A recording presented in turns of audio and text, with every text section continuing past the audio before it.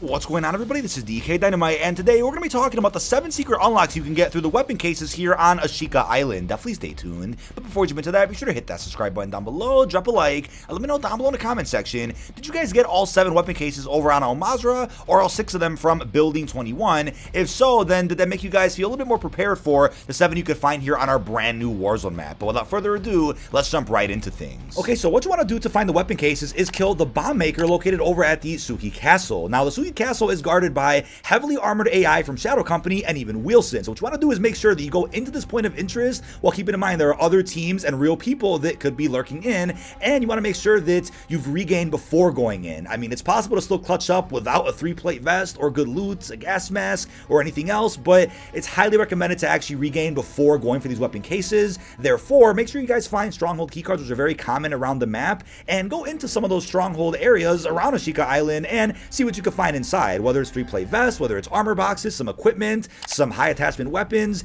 Anything you can find will make a big difference when going into the Suki Castle. Obviously, Building 21 is the fastest regain method, but the map is only available from Fridays to Sundays every single week. Time of recording this, the map wasn't available, and obviously the new season did reset our entire inventory. So with that in mind, you also want to try to bring a riot shield if you guys have an insured weapon slot. If you guys can equip one of those at the menu, please do so. They'll come in clutch a hell of a lot here on this map, and also bring thermite. So once you are prepared, you want to go to the Suki Castle, and you'll be greeted by the Wheelson, of course. If you throw both of your thermites at the Wheelson, again, maybe this is going to be patched later on, but as of now, this works. Throw both thermites at him and just walk away. The damage done over time, thanks to the thermite, will be enough to actually kill him. And once that's done, you want to walk up to the Wheelson and hack him. Once you do that, you'll be able to then access the Suki Castle, since before you destroy and hack Wheelson, the castle was locked due to some security clearance. So once that's over with, you also want to watch out for all the cameras guarding the environment itself, because what happens is if a camera ends up spotting you, a bunch of armored AI will infiltrate the area. Again, it's a Shadow Company base after all, so you have to keep in mind that according to the canon, this just makes sense. There are a couple of cameras that we ended up seeing around this area. As you guys will see, we shot about 4 or 5 of them in each game that we did, and because we did that, less and less AI ended up spawning in over time. Obviously, it's RNG as to where the AI will be when you enter this area, but so much less AI will spawn if you destroy these cameras and don't get spotted. You'll obviously get an indicator on your screen if you do get spotted, and you can also use these windows around the castle to your advantage to actually shoot some of the AI that's inside, so that you aren't greeted at the front door by some of the armored enemies. And you can also climb atop the castle itself and look in some of the rafters, some of the other windows towards the top, and use that to your advantage as well to take out as many enemies as you can, so that when you walk in, it won't be that difficult. But do keep in mind, there are real players around this area. There are UAV towers they can ping, and they can spot your location. It's a lot to look forward to, and there's also a lot to look out for when hopping onto DMZ Ashika Island for the very first time. And it's also not the worst idea to bring the DDoS field upgrade. I mean, I'd recommend ammunition boxes, since you run out of ammo pretty quick. There's a lot to shoot on this map, and if you find an armor box, that's even better. But DDoS upgrades aren't the worst things to bring in. They could take out some of the traps that you'll find in this castle. He's not called a Bombmaker for no reason. He has lots of traps set up. Watch out for tripwires. They'll be in the same places, along with the proximity mines or claymores in every single match that you play. I'll show you guys as we walk through the castle here. You can use the DDoS field upgrade to temporarily disable all of those, but at the same time, you could just avoid them by doing parkour and kind of jumping past some of them, or maybe shooting them from a distance. You could do that as well, but there are traps all over this building. Be very, very careful. Now, upon making it to the top floor, you will see a ton of enemies. Again, you probably saw sentry guns on the way up here. Shoot them from a distance if you guys can, but upon getting to the very top floor, there's a trip mine you have to disable, and once you get up there, shoot that trophy system as well, because that'll be in the way if you want to throw semtexes or thermites. And anytime you see a riot shield user, if you thermite them, that makes it a lot easier. Or if you have good communication with your team, you can just all dance around them until you finally get them. But upon getting to the top floor, you usually don't even see the Bombmaker for himself. After all the explosions and shooting that's done, he's easy to kill. He's not tanky like the Jug or the Chemist or even Velikan from Building 21. He's a lot simpler to kill. Again, he's just wearing a baseball cap and a small vest. You want to go ahead and shoot him. The weapon case will be right there on the floor right beside him. The Bombmaker is also always holding a maxed out M4 that does have some good attachments on it. I would recommend stowing that or using that as your primary weapon, because it does come in handy quite a bit here on Ashika Island. Now, there's also a computer you can interact with on this floor that disables the alarm around the castle. Now, the alarm won't sound unless you guys get spotted by cameras, a bunch of AI spawns in, but if you guys stealthily make your way into the castle and then kill the Bombmaker, alarms will still be set off anyway, especially if there are are other real people in the area that do get spotted by cameras or interact with a bunch of AI, that'll lead to a lot of problems. So disable this alarm so that it makes your exfil from this building a lot easier. Obviously, keep in mind there will still be AI around the area, just not as severe as they would be if you guys sounded an alarm or kept the alarm activated when leaving the castle. And once you have the weapon case, keep in mind that you are marked for everybody on the map itself. Expect tons of enemies to go ahead and push you because they see exactly where you are. Definitely expect Exfil campers. This is a new map after all, so there's gonna be a lot of sweats here during the first week of its release.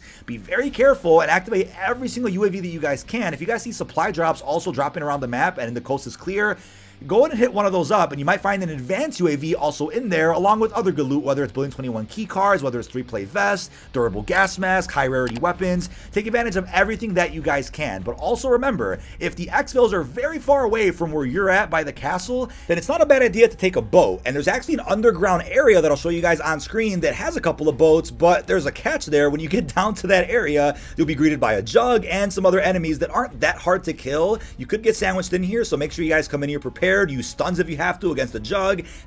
Oh, mate, is this the water? Oh, this is it. Let's go. This is, yep, good call, good call. This is cool. All right, boys. What can I say? Oh, I've got the best ideas. There you go, John. Oh my god, this is sick. AI. Oh, whoa. This is how you escape into the waterways. Wait, is that a bunker to the left?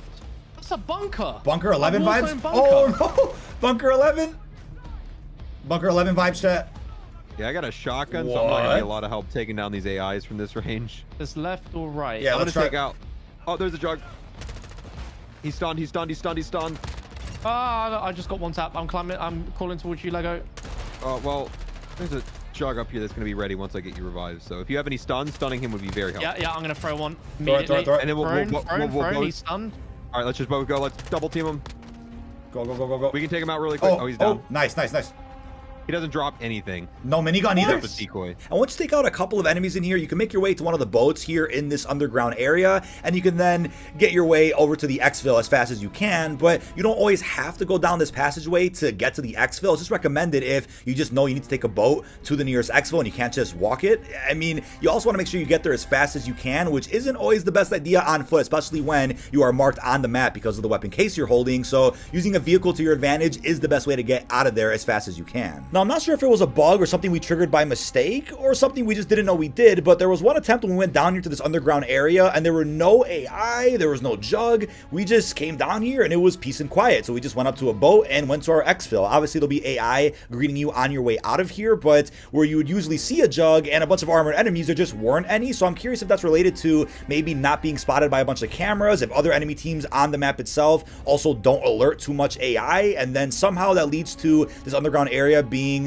less populated. I'm not sure what happened here, but this could be a strat as well for getting those sneaky exfils done and avoiding as many real people as you possibly can. But once you guys have made it to the exfil successfully and don't get shot out of the helicopter like I did on stream, you will have successfully extracted with that weapon case. Now there are up to 7 rewards that you can get all in the same order every time you extract with a new case, and here are the following rewards. So we first up have the backup plan blueprint for the P890 handgun, followed by a Aces emblem that's not animated. We then have the full house calling card, which looks pretty damn cool. Loving the blue there. We also have a bear with me weapon sticker, followed by the triple threat loading screen. Coming towards the end, we then have the full house emblem that matches that calling card we just saw. And last but certainly not least, the 7th and final reward is a Fight Night weapon blueprint for the tech, aka the Scar here in Modern Warfare 2. The blueprint doesn't look that good, at least not in comparison to the Chimera blueprint we got in Building 21, and it's not as cool as a reward like the Chemist Operator skin that you got over on Al Mazrah. Maybe in a future DMZ map, we'll end up seeing a 7th weapon case give us access to an operator skin again. We didn't get Velikan on Building 21, we didn't get the Bombmaker here on Ashika Island, so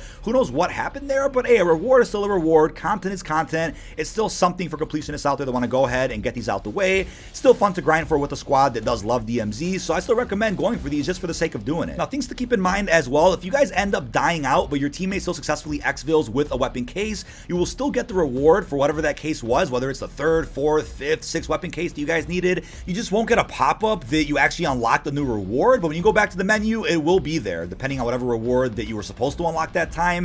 And unfortunately, it happened to me twice on stream where some people were camping the Exfil and actually shot me out of the helicopter, but my team still had the weapon case, got away, and I still ended up unlocking that reward upon going back to the main menu. But that is about it. This has been dkdynamite. Leave your thoughts down below in the comment section. Shout out to both Mr. Dalek JD and Lego Unlock for joining me in this weapon case grind here on Ashika Island. It's a ton of fun reacting on stream with you guys to what the rewards were. It was a ton of fun going through the battle pass and playing the other season 2 content as well. Hope you guys definitely enjoyed that one. But let me know what you think down below about these weapon case rewards here on our brand new map. Really hope you've enjoyed, and peace out, everybody.